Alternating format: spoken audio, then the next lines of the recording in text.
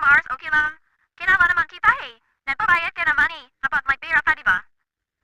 Ay, oo, Mars. Kilala mo naman ako eh. Hindi naman kita tatakbuhan. Ay, teka lang, Mars ha. May nag-doorbell.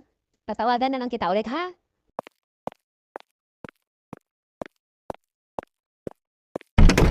Yes? Ano pa yon? Hi, ma'am. May kasambahay po ba kayo? Wala. Wala akong pamasahod eh. Bakit? Tamang-tama, ma'am.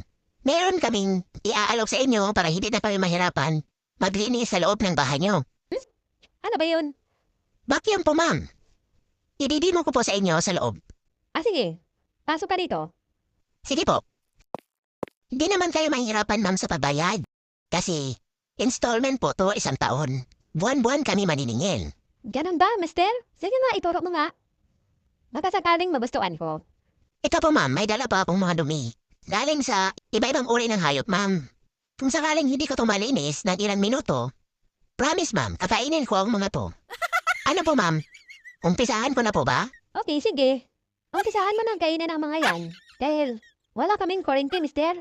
Natutulan kami kahapon.